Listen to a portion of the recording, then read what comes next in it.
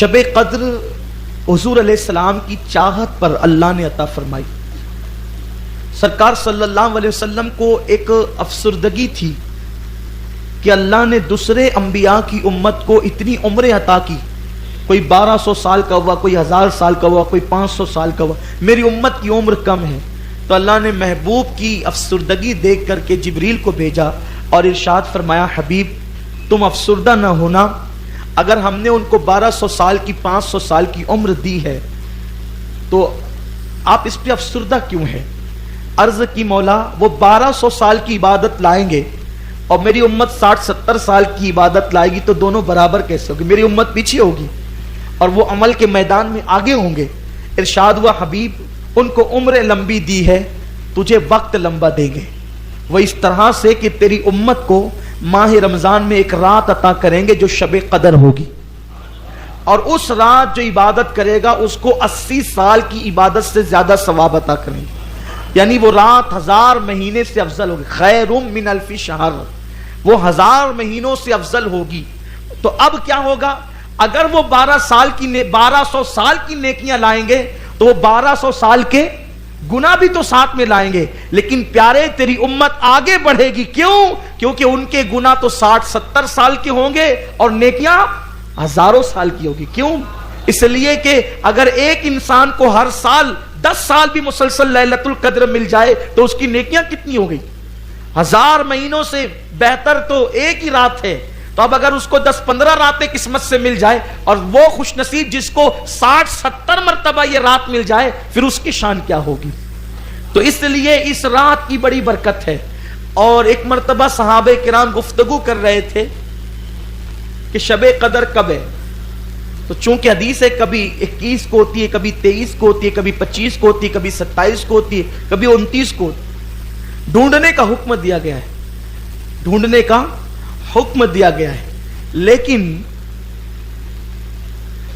جب سب اپنے اپنے اقوال پیش کر رہے تھے تو حبر الامہ سید المفسرین حضرت سیدنا عبداللہ ابن عباس بھی موجود تھے. آپ چپ تھے, خاموش تھے, آپ نے کوئی جواب نہیں دیا. تو سیدنا فاروق اعظم کہتے تھے کہ جس محفل میں عبداللہ ابن عباس ہوں پھر انہی کو حق پہنچتا ہے کہ وہی فتویٰ دیا کریں, وہی بات کیا کریں. سب بولتے ہیں آپ کو حق ہے, آپ کیوں نہیں بولتے؟ آپ بولیے, آپ کے بولنے پہ کوئی پابندی نہیں, آپ بولیے. تو سیدنا عبداللہ ابن عباس نے کہا, اگر مجھ سے پوچھتے ہو تو بات یہ ہے کہ پوری کائنات سات پہ گھوم رہی ہے. یہ کون کہہ رہا ہے؟ عبداللہ ابن عباس. کیا کہتے ہیں؟ پوری کائنات سات پر گھوم رہی ہے. کیسے؟ 7 آسمان بنائے اللہ نے, 7 زمین بنائی, 7 دن بنائے. اسی طرح جب شیطان کو کنکریاں ماری جاتی ہیں حج میں تو وہ بھی کتنی ہیں؟ 7 ہے. اسی طرح انسان کو جتنے رنگوں سے پیدا کیا گیا اس میں ملاوٹ بھی 7 ہے. اسی طریقے سے جن اعضاء پر سجدہ کیا جاتا ہے ان کی تعداد بھی 7 ہے. اس طریقے سے 7 گنائیں. سمندروں کی تعداد بھی 7 ہے. تو فرمایا کہ میرا وجدان یہ کہتا ہے کہ شب قدر بھی 7ویں رات میں, شب قدر بھی رمضان شریف کے آخری عشرے کی 7ویں رات میں. مطلب کب ہے؟ 27ویں تاریخ کو. حضرت امام اعظم ابو حنیفہ کا قول بھی یہی ہے کہ شب قدر ہر سال کب ہوتی ہے؟ 27ویں تاریخ کو. اور شب قدر میں جو ہیا ہے نا, ہیا یہ 27واں کلمہ ہے. ہیا مطلب یہ, اس میں ہیا مطلب شب قدر کے حوالے سے کہا گا ہیا حتی مطلع الفجر, کہ اس مبارک رات میں فجر تک کیا ہوتا ہے؟ سلامتی نازل ہوتی ہے, صبح تک. تو یہ جو ہیا ہے نا, ہیا, یہ ہیا 27واں کلمہ ہے. تو پتا چلا کہ وہ ہیا بتا رہا ہے کہ 27ویں ہی کو شب قدر ہوتی. تو پھر یہ 21, 23, 25, 27, 29 کا یہ جو قول ہے اس میں بزرگوں نے فرمایا حکمت یہ ہے کہ بندہ شب قدر کی لالچ میں ہر رات عبادت کرتا رہے تاکہ عبادت کا معیار بڑھ جائے. اگر بتا دیا جاتا کہ 27 ہی کو یقینی ہے تو پھر بندہ صرف 27ویں کو عبادت کرتا, 21ویں کو کیوں کرتا, 23ویں کو کیوں کرتا, 25 کو کیوں کرتا, 29 کو کیوں کرتا. تو جو حدیثیں ہیں وہ بالکل حق ہیں کہ طاق راتوں میں ہوتی ہے, کسی ایک رات میں گھومتی رہتی ہے, لیکن اکثر بزرگوں کا قول یہ ہے کہ شب قدر اکثر 27ویں کو ہوتی ہے, اور آج الحمدللہ 27ویں شب ہے, اور آج اللہ کی عطا سے شب قدر ہے.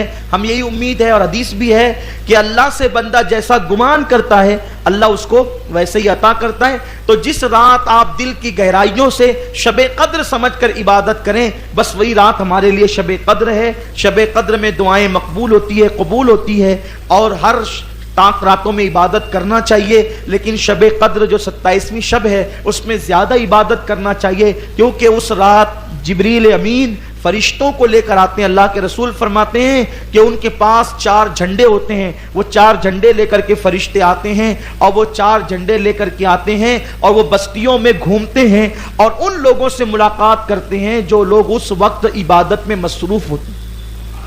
سونے والوں سے نہیں ملتے, کھیلنے کودنے والوں سے نہیں ملتے, بھنکس بازی کرنے والوں سے نہیں ملتے. کن سے ملتے ہیں؟ جو عبادت میں مصروف رہتے ہیں اس رات, اور ان سے وہ مصافحہ کرتے ہیں اور ان کے لیے سلامتی کی دعا کرتے ہیں. اور پھر جب وہ آسمانوں پہ جاتے ہیں تو پہلے آسمان کے فرشتے پوچھتے ہیں کہاں سے آ رہے ہو, تو جبریل امین اور جو دوسرے فرشتے آتے ہیں وہ کہتے ہیں ہم شب قدر میں گئے تھے, امت محمدیہ سے ملنے کے لیے گئے تھے اور ان سے ملاقات کے لیے گئے تھے. تو اس وقت وہ فرشتے پوچھتے ہیں تم نے کس حالت میں امت محمدیہ کو پایا؟ تو کیا کہتے ہیں؟ وہ کہتے ہیں کہ ہم نے انہیں رکوع میں پایا, سجود میں پایا, تسبیح میں پایا, اللہ کی حمد کرتے ہوئے پایا, ان کو اللہ کی تسبیح اور تقدیس بیان کرتے ہوئے پایا, وہ اوصاف بیان کرتے, تلاوت قرآن کرتے ہوئے پایا, ہم نے دعائیں کرتے ہوئے انہیں پایا. اس طرح کی وہ تفصیل بیان کرتے ہیں. اور پھر کیا بڑی پیاری بات کہتے ہیں, فرماتے ہیں جو نیک لوگ تھے امت محمدیہ کے, اللہ نے ان سب کو بخش دیا, اور جب نیکوں کو بخش دیا, عبادت کرنے والوں کو بخش دیا, تو اللہ نے عبادت کرنے والوں کے طفیل میں گنہگاروں کو بھی بخش دیا. یعنی سب کی بخشش ہو گئی, سب کی نجات ہو گئی.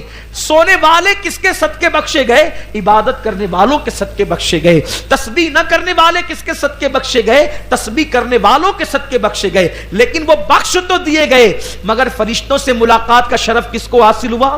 ان کو جو لوگ عبادتوں میں مصروف رہے. تو اللہ تعالیٰ آپ کو ہم سب کو بار بار شب قدر عطا فرمائے. لیکن زندگی کا کیا بھروسہ, زندگانی کا کیا بھروسہ, ہم کیا کہہ سکتے ہیں زندگی کو, پتہ نہیں آئندہ سال شب قدر ملے نہ ملے.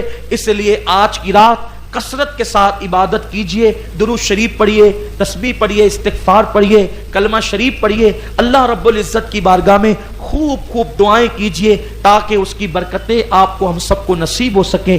امید کرتا ہوں کہ آپ سب آج کی پوری رات دعا میں گزاریں گے, عبادتوں میں گزاریں گے, رب تبارک و تعالیٰ کو منانے کی اور اس کو راضی کرنے کی کوشش کریں گے.